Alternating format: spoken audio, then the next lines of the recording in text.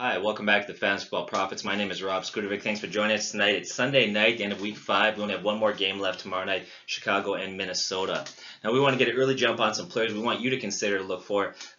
Waiver wire, if you're looking for waiver wire pickups, you need bench depth, or maybe you have some injuries. But before I get into some of those names, we're going to get them really quickly here. I just want to share a few things there. Some people kind of ask questions like, why do when I make reference to availability or scoring, do I quote Yahoo fantasy sites? Well, here's why I do it. Once again, when I'm talking about scoring stats or availability or player percentages, here's why I quote Yahoo. There's so many sites out there available. You've got NFL.com, CBS Sports, Fanball, etc. There's so many.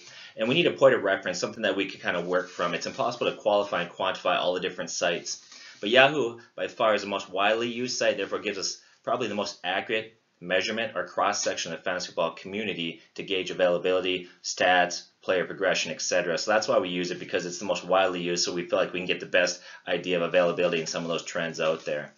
Now, teams on bye week this week coming up, we have Buffalo, Cincinnati, Dallas, and Seattle. Now, last week I talked about having a good week and how things are going well, but I've talked often about how quickly things can change. And this last week or so, it's been one of those weeks, and I think for a lot of us, it's changed. The whole outlook of our team, our season, whether it's good or bad, it can change quickly based on injuries. And there's been a lot of huge injuries this week. You look at Dalvin Cook went down, Chris Carson. Today, Odell Beckham broke his ankle. He's out for the year. That hurts me in particular. I have him in 2 keeper leagues, and so I'm scrambling to figure out what my plan is for the rest of the year. Powell today left his game. He was injured. We don't know the extent of that injury. Derek Carr's out with some back issues. So once again, things can change so quickly. Whether you're having a great season, it can turn fast, or maybe having a bad season, but then all of a sudden a couple guys get injured. It opens up some guys on the waiver wire that you can pick up and turn your season around. So here we are. Here's a few guys I want you to consider looking at. First guy is Andrew Luck. Now this is kind of a no-brainer, but here's why I want to share this with you. He's available in 32% of leagues out there. He's got a very good matchup coming this week, Tennessee, although all reports seem to indicate that Andrew Luck, even though he's beginning to throw again this week, is not going to actually play his first game until November. But here's why I'm talking about him today. He's available in 32% of leagues, but now that he's out there on everybody's radar, they're talking about him, we see him throwing the ball in practice, people are going to start to snatch him up now. So if you have any interest or if you need a quarterback, this is your time to grab Andrew Luck. Now, if you wait another week or two, he's probably not going to be here. So he's a guy that you definitely want to take a look at this week. Another guy is Jared Goff. We've talked about him before, but this guy's progressing really well. He's looking great for second-year quarterback. He's available in about 58% of leagues. Now, this week coming up, I probably wouldn't pick him up and start him. He's going against a very, very good Jacksonville defense. Jacksonville defense that got 5 interceptions today versus Ben Roethlisberger, and so I probably wouldn't start him this week.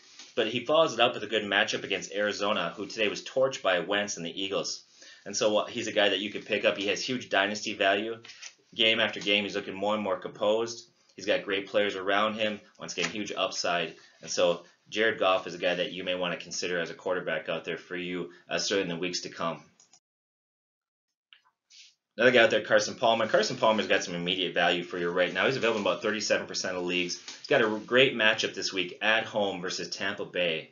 Now, if you take away his bad week 1, if you kind of throw that out, his next 4 weeks, he's averaged 20.1 points per game, and so he's doing really well once again. Without David Johnson there, they really can't run the ball that effective. They tried with Chris Johnson and other guys. It's not working real well, so they just kind of resorted to throwing the ball, so they're chucking it up, 30, 40, 50 times a game easily. So he's a guy out there who's got a great matchup at home. Carson Palmer's a guy you could pick up this week if you need him for a bye week fill-in or injuries, whatever it is. So now here's another guy I want to talk about. Now, he's only available in 11% of leagues. So I know some of you out there are going to say, why are you talking about a guy that's not that available? Well, he's only available in 11% of leagues. But you know what? He's available in 11% of leagues. This guy had another great game tonight. I watched the game. He's a magician in the quarterback. He extends plays. All of a sudden, the wide receivers like Fuller and Hopkins are having value again. He had 5 touchdowns. And so if I'm a Houston fan, once again, you lost today. I know you've been through a lot with the Hurricane, but you got to be pretty excited about the future of this franchise with Watson as being your quarterback. This guy is the real deal. So if he's out, you got to snatch him up. This guy is a great quarterback. He's got a bright, bright future. So now here's a guy that I want you to consider, Brian Hoyer, coming up. He's not a guy that long-term I would want to roll with. He's certainly not a guy that I want to look to win a fantasy championship with, but he's certainly got a week here coming up where you could use him if need be. He's available in about 91% of leagues. In the last 3 weeks, he's averaging 306 yards per game, so he's starting to crank it up. I think what's happening is Shanahan's been there for a while. I think his offense and his focus on passing game, is starting to really take effect there. In fact, he did wonders with Matt Ryan. He really had a career year because of Shanahan's coaching. And they're playing Washington coming up. And so he's a guy that you could certainly play for 1 week if you're really desperate. Once again, if you have some injuries or you're struggling for somebody to fill in for a bye week, whatever it is. Brian Hoyer, 3 weeks in a row, he's looking pretty good. He's averaged over 300 yards passing. The offense is looking better and better. Now I want to talk about some quarterbacks to avoid this week coming up or in the next few weeks. Guys that are tempting to maybe look at, guys you maybe think would be good bye week fill-ins, but they're just simply not. The first guy I want to kind of warn you against is Jay Cutler. He's available in 78% of leagues. Last 2 weeks, he had terrible pass defense he faced. He had this great opportunity. He could not capitalize. In fact, not only could not capitalize on great matchups the last 2 weeks, but he's looking terrible. He is brutal.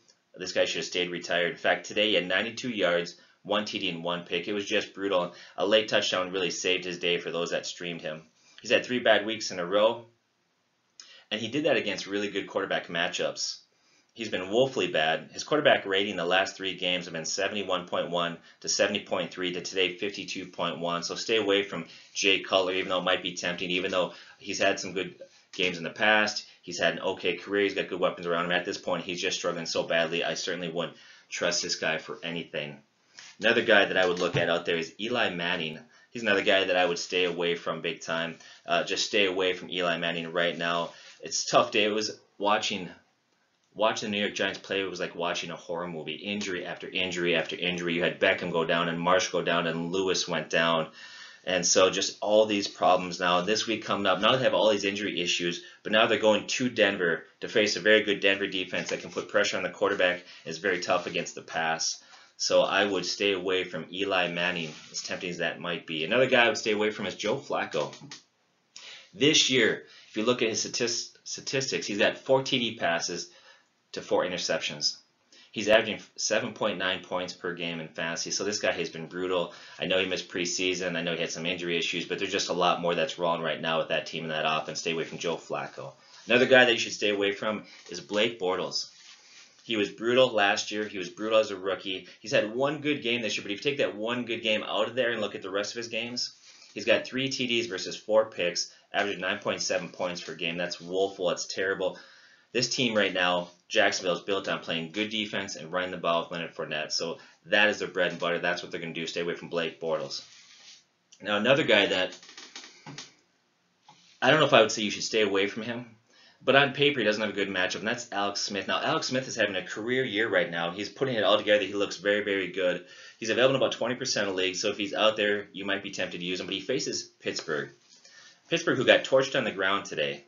Now, why do I bring that up? Well, if I'm going into that game, one, I know that Pittsburgh's very good against the pass. It can bring a lot of pressure on the quarterback, but they gave up a lot of yards on the ground today. So if I'm Kansas City, I'm probably going to give a heavy dose of Hunt in that game. That doesn't bode well for Alex Smith. So he's a guy that you certainly could look at. Another thing to consider why maybe you might want to shy away from Alex Smith this week is Kelsey left the game hurt. He may be in concussion protocol. Now, if that turns out to be the case and Kelsey can't play, that's his check down guy. That's his number 1 wideout. He's the real deal. He's a stud. If he doesn't have Kelsey in the lineup, once again, that devalues Alex Smith quite a bit. So I would probably look some other places other than Alex Smith for options. Other people I want to talk about, some other quarterbacks anyways. What about the Cleveland situation?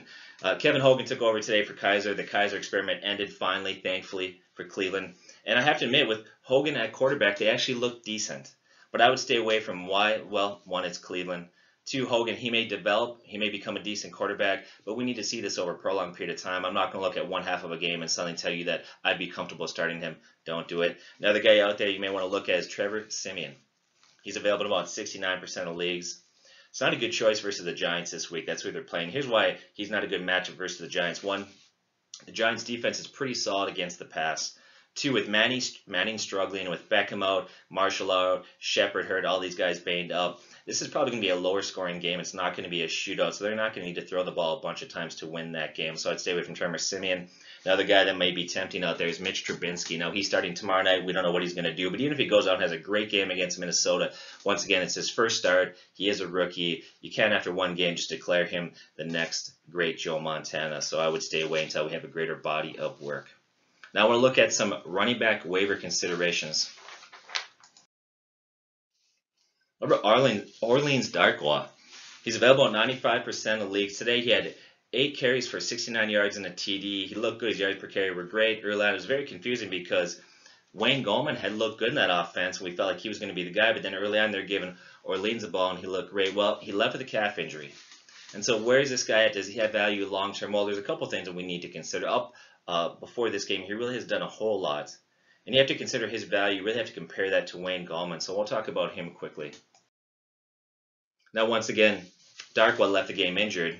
Then the rest of the game, we saw a heavy dose of Wayne Gallman, who's still available, by the way, in 61% of leagues. He had 11 carries, 57 yards, and he had 5 catches for 25 yards. So not only did he run the ball effectively, Wayne, but he also was using the passing, which bodes really well for him. That's one thing we don't see from Darkwa. He doesn't get involved in the passing game. He's very one-dimensional. And so, once again, I feel like I would put my trust and my confidence in Wayne being the future running back of that team. I think he looks better. I think he brings more to the table. And so roll the dice with this guy. I wouldn't get too excited about Orleans. The other thing you need to monitor also is his calf injury and see kind of what becomes of that. So if you're looking for a guy that maybe could be a immediate fix or even a guy that's a long-term fix, especially in a dynasty league, this is a guy that needs to get your attention. Marlon Mack. He's available about 93% of leagues. Today he returned from an injury, and he was a breath of fresh air for that running game. He had 9 rushes for 91 yards and a TD. They won their game because of him. He ran the ball very effectively. He had nice cuts. He looked quick. He offers so much more in Gore at this point. Now, Gore is a great running back. Some people say he'll be a Hall of Famer. I know he's top 10 in total yards rushing all time. But at age 34, Gore is well past his prime. In fact, Gore going into tonight is averaging 3.2 yards per carry, major decline. And so somebody's got to step up, and Marlon Mack seems to be that guy that could do it. So pick this guy up, put him on your bench, keep an eye on him. Once again, you need to monitor Marlon Mack in this running back situation. He's a guy that's a real deal. We actually talked about him in a few of our other videos leading up to this. He was a guy that we felt pretty strongly about in our Deep Sleeper video. What about Matt Breida? So Matt goes out today. He's available in 93% of leagues. And for most of the game, Carlos Hyde didn't play today. You can see the ball very often. Breida came out. He ran really well. He had a good game. And so what's going on there? Well, it could be a couple things. Here's my assessment, or here's what I would give to you, my advice. Sometimes you can see that can happen. It could be an injury, or it could be flow of the game, or just whatever it is, tempo. And sometimes the hot hand will get the ball. Maybe that's the case today. I'm not really sure. There wasn't a lot of conversation about Hyde being hurt. So I would monitor that next 2 days. But here's my take on it. They were really big on him in preseason. I know last week he had 9 carries. This week he had 10 carries. And so maybe they're increasing his role. But I have to think that there's some other injury, some other circumstance or factor that we're not aware of. I wouldn't get all that excited. I certainly wouldn't overhype Matt unless Carlos Hyde goes down. Now, if Hyde goes down, then Matt's value goes up, and he's a huge, huge guy that you need to pick up right away. But once again, I would caution you to monitor this. If Carlos Hyde's not hurt, I think this is just a one-week fluke thing. I think it's an aberration. I think you're going to see that Carlos Hyde is the back there. He's ran the ball pretty well this year. So I think today was just a matter of game flow, maybe injuries, other factors like that. Monitor the week, keep an eye on injury, see what happens. He's a guy who should be on your radar, but don't get too excited by what he did today. Aaron Jones.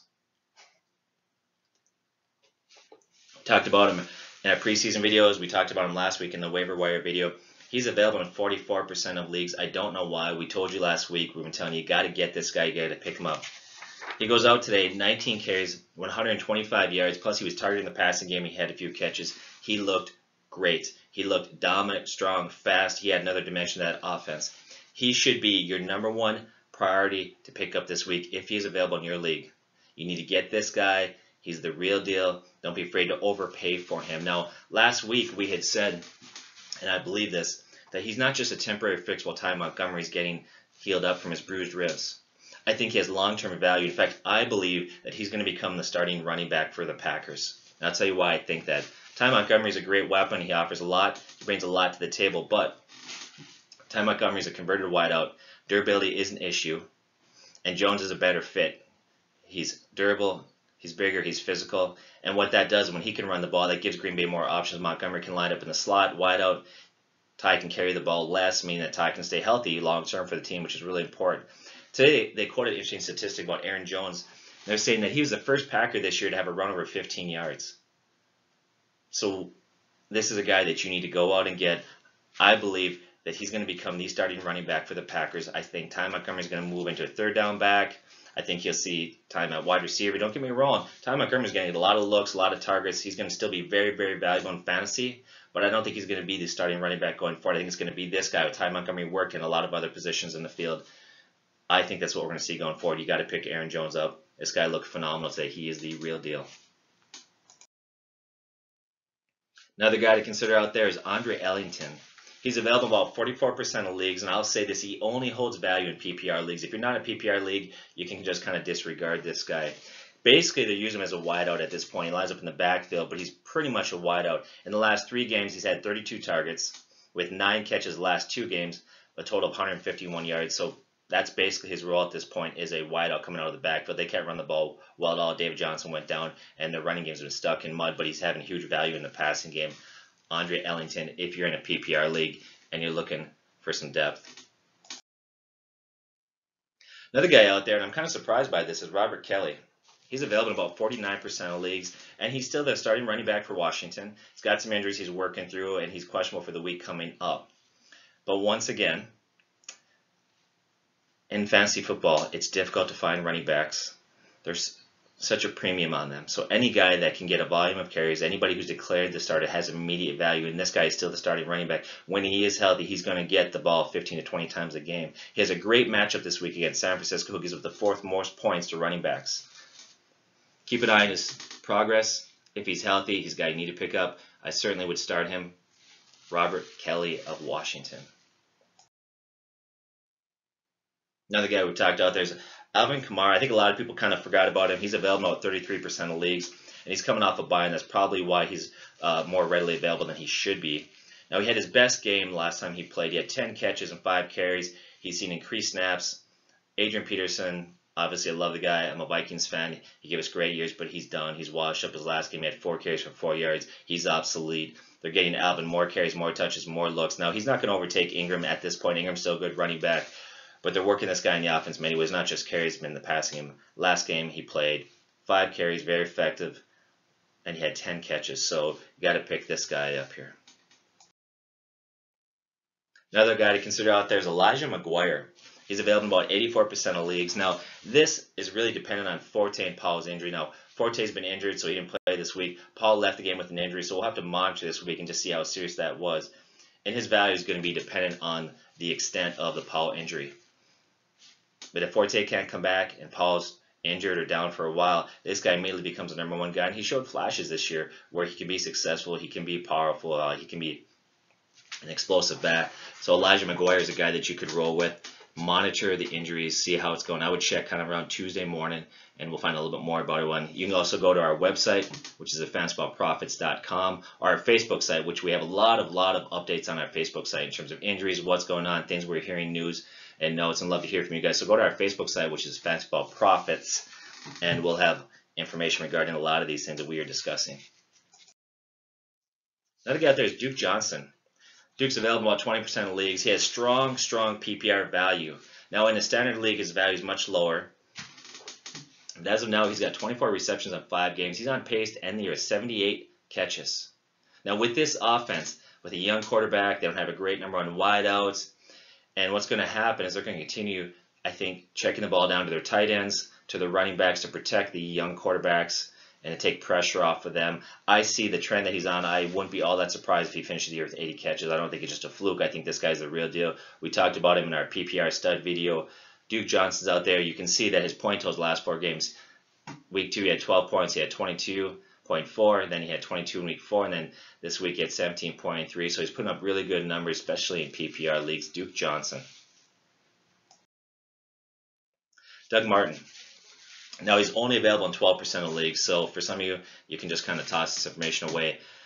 But he's still available in 12% of leagues. And so if you're in that league that somebody's overlooked him or they've forgotten about him or whatever it is, you need to pick him up. He shouldn't be available in 12% of leagues. He should be caught up in almost all the leagues. Now, he's coming off a suspension. Didn't get a chance to play. He was a little rusty. He wasn't in game shape. And yet, if you watch last Thursday's game against New England, he looked great. He looked explosive, flashy. I think he had over 80 yards rushing and a TD. He looked awesome. He's the #1 guy there. So if you need a running back and he's available, you need to get this guy. Another guy that we've talked about a lot lately is Al Collins, still available in 59% of leagues. Now they've increased his carries in the last 4 games. He had 7 to 9 to 9, then today 12. He's had a really healthy yards per carry.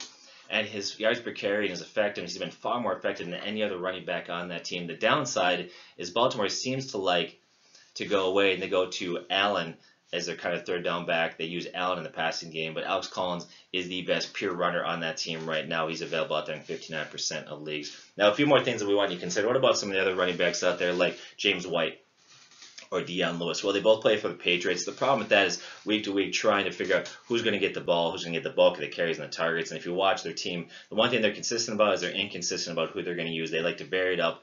They like to keep teams guessing. From week to week, it's really hard to nail it down. I would say this. I wouldn't even think about starting James White or DeShaun Lewis unless I'm in a PPR league. But if you're really desperate and you aren't a PPR league, those could be guys that you could use. Another conversation point out there would be, what about the Seattle running back situation? Chris Carson went down. It's too bad. The young guy was having a great season, the rookie. So it leaves Eddie Lacy and Rawls. Well, they both were playing today, and they both look terribly, terribly ineffective. Now, Seattle's going into a bye week this week, so they're nothing that we really need to consider. But I wouldn't even at this point waste a pick on Rawls or Lacy. In fact, I'll go on record as saying I wouldn't be all that surprised if during the bye week Seattle brings in somebody during their bye week or even makes a trade for a player like a Jamal Charles. Lacy and Rawls are not your answer at running back. They just didn't look good. So Seattle's going to have to look elsewhere to find their solution at running back. Let's talk about some wide receivers to consider. Well, one is Willie Sneed. Now he's returning from a suspension in week 4, then he ended up skipping it because of a hamstring injury. So it was kind of odd that he wasn't able to get that healed up. Hopefully he's 100% ready to go now. But he had a great year last couple years as number 3 guy. But now Cook has moved on. Thompson becomes the number 1 guy. He becomes the number 2 guy in a pass-heavy offense. In fact, in the last 9 years, it's really phenomenal if you consider this, but in the last 9 years, Drew Brees has averaged 300 passing yards per game. It's phenomenal type of numbers that he puts up. So Willie Sneed has immediate value, and he's out there in quite a few leagues at this point. Willie Sneed is somebody you should probably pick up. Another guy out there is Pierre Garçon. Not available a lot. He's available at 15% of leagues, but he's been targeted on average 9 targets per game. He's been very productive, and so somebody out there you need, you can certainly fly him. He doesn't get a lot of touchdowns. He never has. I think his career high is around 6 or 7. But he'll get you targets, so you get your receptions, he'll get you yardage. He has value in that in a team that's got a pass-heavy offense. In fact, if you look back the last 3 weeks, Brian Hoyer is averaging over 300 yards per game. So there's a little value there for Pierre Garçon. Another guy there, Nelson Agholor, available in about 70% of leagues.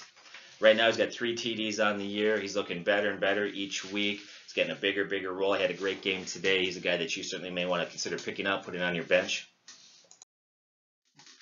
Another guy out there is trending upward. This guy has got huge dynasty value. He's a guy that's kind of sneaky, but if you've been watching him, he's gaining a lot of momentum, and that's JuJu SmithSchuster, wide receiver at Pittsburgh. He's available in 95% of leagues. Now, he's been averaging 5 targets per game the last 4 games. He's been outplaying Martavis Bryant. Martavis Bryant hasn't looked good at all. He's been moving up the depth chart. Today he had 5 catches for 57 yards. Right now, besides Antonio Brown, he's the best number 2 wideout on this team. And I think he's going to continue to get more targets. He's going to see more action. I think he's going to overtake on the depth chart Martavis Bryant. JuJu SmithSchuster is a wide receiver you want to keep your eye on. Now we got there is Devin Function. Still available in 37% of leagues. He's averaging 9 targets the last 3 weeks. And back-to-back weeks, he had 7 catches. He's had a total of 3 TDs these last 2 weeks. Now they play Philadelphia coming up this week, and Philadelphia gives up the 4th most points to wideouts. Devin Function is a guy out there that you need to pick up if you're desperate or if you need some help. What about Marquise Goodwin? He had a big game today. He had 5 catches, 116 yards. Big game, right? Well, he's a former track star. And that's exactly what he is. He's a former track star. And what I mean, here's what you're going to get with him. He's going to be very inconsistent. He's going to run hot or cold, but because of his speed, he will have an occasional big game. His catches, yards per catch, are phenomenal. Typically, he'll sit around in the 20s. But he'll disappear for 1 game, so you may only see 4 or 5 targets. So that's what you're going to get. A game like today where he'll blow up and have 5 catches for 116 yards, but then for 3 or 4 weeks, he'll have 1 or 2 catches per week. So he's very inconsistent. He's a guy that I personally wouldn't want to roll with. He's somebody that I wouldn't trust from week in to week out. Not somebody I would look towards. So don't get too excited by the game that he had this week. Here's another guy that you need to pick up there. available in 37% of leagues. Odell Beckham, once again, broke his ankle today. He's out for the year. So who's going to get the targets? Who's going to become the guy there? Brandon Marshall's a little bit older. The next best wide receiver besides Odell Beckham is Sterling Shepard. He's the #1 guy. Now his ankle got twisted today, but it sounds like it's not too severe. From all reports, he should be able to play this week coming up. He's the guy you need to pick up. He's going to get a bulk of those targets with Odell out. He had a great rookie season. He had 8 touchdowns as a rookie, playing second fiddle to Odell Beckham. So moving forward, he's a guy that has a lot of value, get a lot of targets. He's going to get a lot of productivity. Keep an eye on Sterling Shepard. Cleveland Browns. Hard to pick up anybody for Cleveland, but if you're really desperate, guy that's starting to look better and better is Ricardo Lewis. He's available in 90% of leagues. He's a 6'2", second-year wideout, and he's had double-digit points the last 2 weeks in fantasy. They play from behind a lot. They're desperate. Somebody's got to catch the ball. They don't really have a legitimate #1 guy, but he's a guy that might be moving into that role. He's looked good the last 2 weeks. He's what I would call a wide receiver, maybe 5 or 6. Somebody you put on your bench. You don't plan on starting, but you keep there just in case he starts to come along. Will Fuller. He won my game tonight. I picked him up last week. Had a huge game last week. He's available in 27% of leagues. Second-year wideout. Overall first-round pick, a lot of people forget, who had huge hype coming out of the preseason last year, and even the first 4 games of last year. The first 4 games, he broke 100 yards twice. He had 2 TDs, and now he's been back for 2 weeks, and right now he's got 4 touchdowns. He's available in 27% of leagues, and he shouldn't be. You've got to snatch this guy up. With Hopkins re-emerging now because of good quarterback play, they can't focus on Will, which is beautiful because the #1 corner is they're gonna slide him over. He's gonna line up with Hopkins, so it's gonna be very hard to double cover Will. Now, the reason why I took him to kind of get on the scene, the reason why he was quiet the first few games, he broke his collarbone in the preseason, so he's just now getting back into playing shape, just now kind of getting back. But once again, had a big game tonight, had 2 more touchdowns, looks great. And DeShaun Watson is a legitimate QB for them. So Will Fuller needs to be picked up. He's available in 27% of leagues out there. Another guy that you may be tempted to get, and I'm not saying you shouldn't get, but I want to give you something to consider, is Mike Wallace. He's available in 67% of leagues. He had a TD last week. Today he had 3 catches for 133 yards. That's impressive numbers, right? 3 catches, 133 yards. But I want to caution you a bit there. He only had 3 targets today. In fact, if you take away week 4, he's only averaged 3 targets per game. So with his speed, he will be very often like Goodwin. He'll have a big game. He'll torch a team for maybe 50, 60, 70-yard catch from time to time. That's going to happen, but he runs very hot and cold. Flacco's not playing well at all. In fact, he's playing terrible. There are probably other more consistent options out there than Mike Wallace, although if you're very desperate, you could throw him on your bench. Here's some tight ends to consider. Evan Engram, available in 32% of leagues. He's been trending upwards. He's been getting more targets, catches, looking better and better. And today he had a very quiet game. That's going to happen. But he's playing Denver. And Denver gives up the 7th most points to tight ends. And Eli has to throw the ball to somebody. Had a lot of injuries. They're not doing a good job protecting the quarterback. I think going forward, this is a guy that's going to see a lot of targets. In the preseason, they talked about what a phenomenal athlete he was, what great hands he was, how explosive he was. Evan Engram is a guy that you want to keep your eye on. The guy out there is Cameron Brate. Cameron Brate's available in 21% of leagues. He's had TDs 3 weeks in a row. He's the tight end guy there. They brought Howard in. A lot of people thought he would move up. I was one that thought maybe he'd overtake Brate. That's not the case. Brate is the #1 guy there. He's consistent. Winston likes to look towards him in a lot of situations. You should pick him up. He's available in 21% of leagues. Another guy out there is tight end Austin Seferian-Jenkins. This guy is an athletic freak. Everywhere he's gone, coach is just impressed with his skills and his ability. Now, what's hurt him is sometimes he's gotten in trouble. He's also had injury issues.